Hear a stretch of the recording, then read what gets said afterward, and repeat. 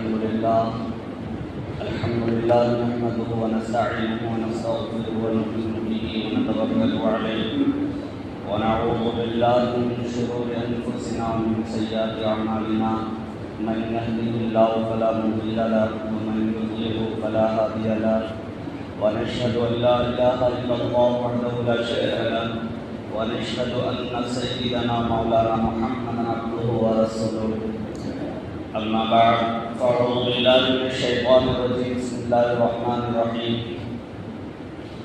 ربنا وابعث فيهم رسولا منهم يتلو عليهم آياتك ويعلمهم الكتاب والحكمة ويزكيهم إنك أنت العزيز الحكيم وقال الله تبارك وتعالى إنك لعلى خلق عظيم وقال النبي صلى الله عليه وسلم بعثت لأتمم مكارم الأخلاق وفي رواية بعثت لأكمل محاسن الأفعال أو كما قال عليه الصلاة والسلام۔ میرے محترم بزرگوں اور عزیز بھائیوں، اسلامی مہینوں کے اعتبار سے یہ مہینہ ربیع الاول کا مہینہ کہلاتا ہے۔ میں نے گزشتہ دو جمعوں سے نبی کریم صلی اللہ علیہ وسلم کے متعلق کچھ باتیں عرض کی ہیں کہ آپ صلی اللہ علیہ وسلم کی پیدائش کس طرح ہوئی اور آپ صلی اللہ علیہ وسلم کا نام مبارک کیسا رکھا گیا اور آپ صلی اللہ علیہ وسلم کے نام یعنی محمد کے کیا معنی ہیں، وہ ساری باتیں میں نے گزشتہ جمعہ عرض کی تھی۔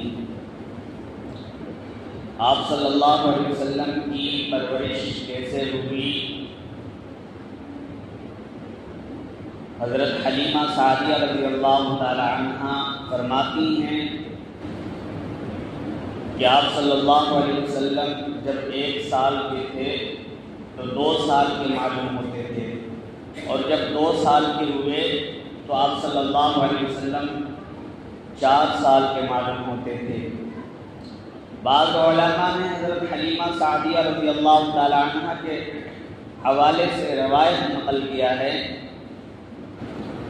کہ آپ صلی اللہ علیہ وسلم 3 ماہ کی عمر میں بیٹھے، 9 ماہ کی عمر میں آپ نے چلنا شروع کیا، 10 ماہ کی عمر میں بکریاں چرانے کی خواہش کا اظہار فرمایا، 7 سال کی عمر میں تیر اندازی کے مقابلے میں حصہ لیا، اور 2.5 سال کی عمر میں کشتی کے مقابلے میں شریک ہوئے۔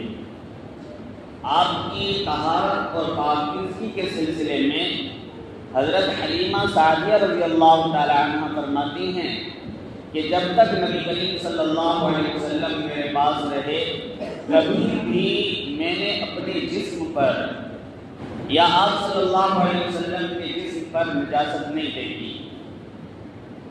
آپ صلی اللہ علیہ وسلم کے قضاء حاجت کے اوقات متعین تھے۔ حضرت حلیمہ سعدیہ رضی اللہ تعالی عنہ فرماتی ہیں کہ آپ صلی اللہ علیہ وسلم عام بچوں کی طرح نہ روتے تھے اور نہ ہی تنگ کرتے تھے۔ بعض مفسرین نے روایت نقل کیا ہے کہ اگر آپ صلی اللہ علیہ وسلم کا صدر کھل جاتا تو فرشتے ڈھانپ دیتے تھے، اور جب تک آپ صلی اللہ علیہ وسلم کے صدر کو ڈھانپ نہیں دیا جاتا تو آپ صلی اللہ علیہ وسلم کو سکون نہیں ملتا تھا۔ حضرت حلیمہ سعدیہ رضی اللہ تعالی عنہ فرماتی ہیں کہ جب کبھی بھی میں آپ صلی اللہ علیہ وسلم کے چہرے انور کو دھونے کے لیے پانی لینے کے لیے جاتی تھی، اور جب میں پانی لے کر واپس آتی تو میں یہ دیکھ کر حیران رہ جاتی کہ آپ صلی اللہ علیہ وسلم کا چہرہ مبارک ایسا محسوس ہوتا تھا، ایسا لگتا تھا کہ گویا کہ ابھی دھویا گیا ہے۔ آپ صلی اللہ علیہ وسلم کا چہرہ انور پھول جیسا شگفتہ اور شبنم جیسا صاف و شفاف تھا۔ میرے بھائی اور بزرگوں، آپ صلی اللہ علیہ وسلم کی عمر مبارک جب 12 برس کی ہوئی تو آپ کا چچا ابو طالب قریش کے کاروان تجارت کے ساتھ شام جانے کی تیاریاں کرنے لگے۔ عین کوچ کے وقت آپ کے چچا نے اپنے بھتیجے یعنی محمد صلی اللہ علیہ وسلم کو غمگین اور اداس پایا تو ساتھ لے جانے کا فیصلہ کیا۔ یہ قافلہ شام کے شہر بصرہ میں اترا، جو اس زمانے کے اعتبار سے ایک تجارتی منڈی تھا۔ قریشی قافلہ ایک بحیرہ نامی راہب کی خانقاہ کے قریب خیمہ زن ہوا۔ وہ راہب ایک درویش صفت انسان تھا، دنیا وما فیہا سے بے خبر رہتا تھا۔ قافلے آتے وہاں ٹھہرتے اور چلے جاتے، لیکن یہ راہب کسی کو خاطر میں نہیں لاتا تھا۔ دنیا اور دنیا کی تمام چیزوں سے بے خبر رہتا تھا، لیکن اس راہب نے اس قافلے کو، اس قافلے میں نبی کریم صلی اللہ علیہ وسلم تھے، اس قافلے والوں کو ایک دن کھانے کی دعوت کے لیے پیغام بھیجا۔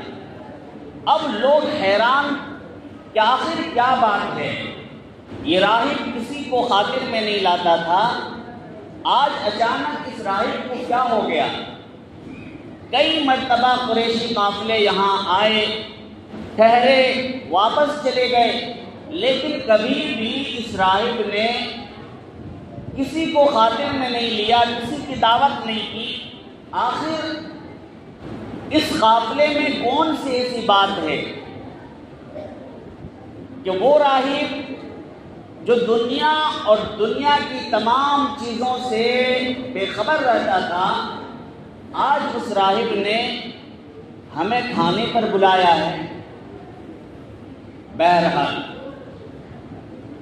قریشی قافلے اس راہب کی خانقاہ کے قریب پہنچے تو اس راہب نے پوچھا کہ پیچھے کوئی شخص رہ تو نہیں گیا ہے؟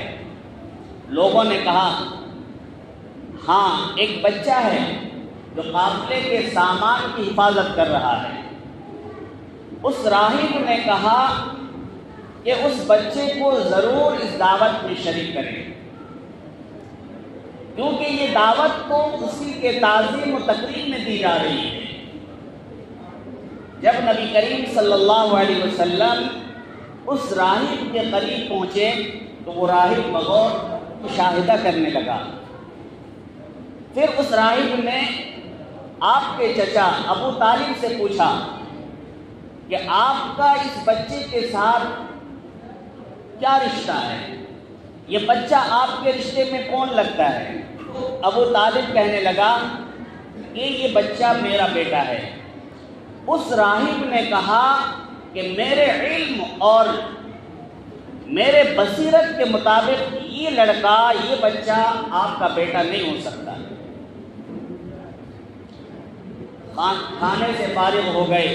فارغ ہونے کے بعد اس راہب نے نبی کریم صلی اللہ علیہ وسلم کو لات و عزیٰ کی قسم دے کر پوچھنا چاہا، لیکن آپ صلی اللہ علیہ وسلم نے فرمایا کہ مجھے لات و عزیٰ کی قسم نہ دیں، مجھے ان سے سخت نفرت ہے۔ پھر اس راہب ابو طالب سے کہا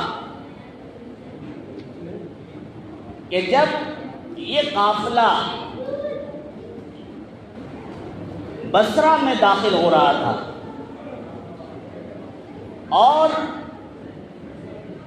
یہ قافلہ چلا جا رہا تھا اس شہر میں داخل ہونے کے لیے، تو میں اپنی خانقاہ سے اس قافلے کے آنے کا نظارہ کر رہا تھا۔ میں اپنی آنکھوں سے دیکھ رہا تھا کہ اس بچے کے اوپر بادل کا ایک ٹکڑا سایہ کیے ہوئے چلا آ رہا ہے۔ پھر جب یہ قافلہ اس درخت کے سائے میں خیمہ زن ہوا اور تمام لوگوں نے درخت کی چھاؤنی میں، درخت کے سائے میں اپنی اپنی جگہ لے لی، لیکن اس بچے کو جگہ نہ ملنے کی وجہ سے یہ بچہ دھوپ میں ہی بیٹھ گیا۔ تو میں نے اپنی آنکھوں سے دیکھا کہ درخت کی شاخیں، درخت کی ٹہنیاں جھک کر اس بچے پر سایہ کر رہی ہیں۔ ایک روایت میں ہے کہ اس راہب نے ابو طالب سے کہا کہ جب یہ قافلہ، قریشی قافلہ یا آپ کا قافلہ شہر بصرہ میں داخل ہو رہا تھا تو میں نے اپنی آنکھوں سے دیکھا کہ شجر و حجر اس بچے کو دیکھ کر سجدہ ریز ہو رہے ہیں۔ میرے بھائی اور بزرگوں، نبی کریم صلی اللہ علیہ وسلم تمام انبیاء علیہ السلام میں اللہ تبارک و تعالیٰ نے جتنے بھی انبیاء علیہ السلام کو دنیا میں مبعوث فرمایا، نبوت عطا فرمائی، ان تمام انبیاء علیہ السلام میں ممتاز ہیں۔ اللہ تبارک و تعالیٰ نے قرآن کریم میں آپ کو حسن اخلاق کا مظہر قرار دیا، فرمایا اِنَّكَ لَعَلَىٰ خُلُقٍ عَظِيمٍ۔ اللہ تبارک و تعالیٰ نے قرآن کریم میں آپ کے متعلق فرمایا کہ آپ بڑے ہی صاحب اخلاق ہیں۔ نبی کریم صلی اللہ علیہ وسلم نے خود ارشاد فرمایا بُعِثْتُ لِأُتَمِّمَ مَكَارِمَ الْأَخْلَاقِ، کہ میں اچھے اخلاق کو مکمل کرنے کے لیے بھیجا گیا ہوں۔ ایک اور روایت کے الفاظ یہ ہیں، اللہ کے حبیب صلی اللہ علیہ وسلم فرماتے ہیں بُعِثْتُ لِأَكْمَلَ مَحَاسِنَ الْأَفْعَالِ، کہ میں اچھے افعال کو، اچھے کاموں کو مکمل کرنے کے لیے بھیجا گیا۔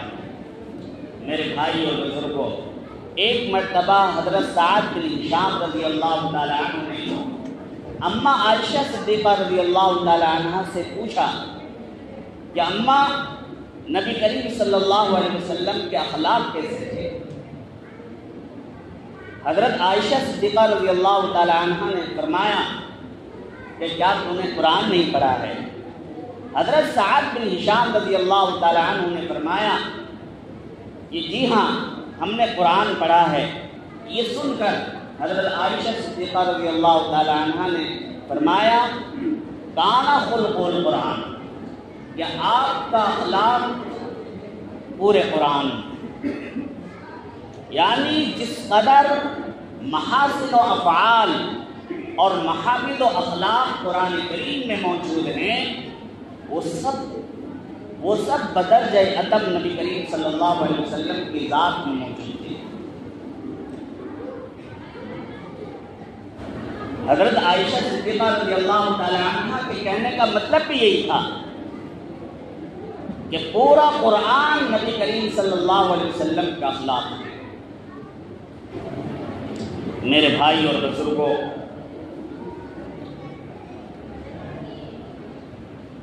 اخلاق کے صحیح ہونے اور صاحب اخلاق بننے کے لیے بہت سی خصوصیات اور نیک خصلتوں کی ضرورت ہے۔ اخلاق کے معیار پر پورا اترنے کے لیے دو چیزوں کا ہونا ضروری ہے، ایک علم اور دوسرا صبر۔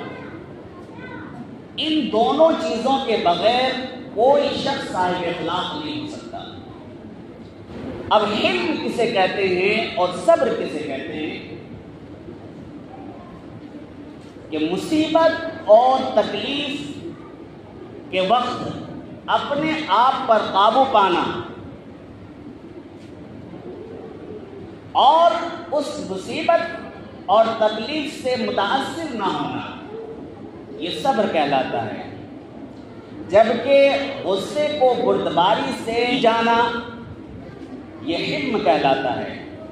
اللہ تبارک و تعالیٰ نے آپ صلی اللہ علیہ وسلم کو منصب نبوت کی کامیابی و کامرانی سے ہمکنار کرنے کے لیے اللہ تبارک و تعالیٰ نے آپ کو یہ ساری چیزیں عطا فرمائی تھیں، چاہے وہ صبر ہو، سخاوت ہو، حلم ہو، بردباری ہو، ساری چیزیں اللہ تبارک و تعالیٰ نے آپ کو عطا فرمایا تھا۔ میرے بھائی اور بزرگوں، اماں عائشہ صدیقہ رضی اللہ تعالیٰ عنہ سے روایت ہے، وہ فرماتی ہیں کہ اللہ کے رسول صلی اللہ علیہ وسلم نے کبھی بھی اپنی ذات کے لیے کسی سے بدلہ نہیں لیا یا اپنی ذات کے لیے کسی سے غصہ نہیں ہوئے۔ آپ صلی اللہ علیہ وسلم کا اخلاق اور محاسن و افعال اس قدر تمام انبیاء علیہ السلام سے ممتاز ہیں کہ ایک مرتبہ ابو جہل بیت اللہ کے سامنے مجلس جمائے بیٹھے ہوئے تھے، بیت اللہ کے سامنے مجلس جمائے ہوئے بیٹھے تھے کہ ادھر سے نبی کریم صلی اللہ علیہ وسلم کا گزر ہوا۔ آپ صلی اللہ علیہ وسلم نے اپنے چچا کو اسلام کی دعوت دی۔ اسلام کی دعوت دینا تھا کہ ابو جہل طیش میں آ گیا، غصے میں آ گیا، اور غصے میں آنے کے بعد بدتمیزی پر اتر آیا، اور بدتمیزی کرتے کرتے آپ صلی اللہ علیہ وسلم پر تشدد بھی کیا۔ آپ صلی اللہ علیہ وسلم کا سر مبارک کو زخمی کر دیا جس سے خون بہنے لگا۔ آپ صلی اللہ علیہ وسلم روتے ہوئے اپنے گھر واپس چلے گئے۔ یہ سارا واقعہ حضرت حمزہ رضی اللہ تعالیٰ عنہ کی خادمہ اپنی آنکھوں سے دیکھ رہی تھی، دوڑتی ہوئی گھر واپس آئی، اور سارا منظر حضرت حمزہ رضی اللہ تعالیٰ عنہ کی اہلیہ کو انہوں نے سنایا۔ جب حضرت حمزہ رضی اللہ تعالیٰ عنہ گھر تشریف لائے تو ان کی اہلیہ نے وہ سارا واقعہ سنایا جو ان کی خادمہ نے حضرت حمزہ رضی اللہ تعالیٰ عنہ کی اہلیہ کو سنایا تھا۔ انہوں نے کہا کہ آج ہمارے بھتیجے، یتیم بھتیجے کے ساتھ ابو جہل نے ایسا سلوک کیا جسے سن کر کلیجہ پھٹنے کو آتا ہے۔ اس نے بدتمیزی کی، گالیاں دی، اور گالیاں دینے کے بعد آپ پر تشدد بھی کیا، آپ کے سر مبارک کو زخمی کر دیا جس سے خون بہہ رہا ہے۔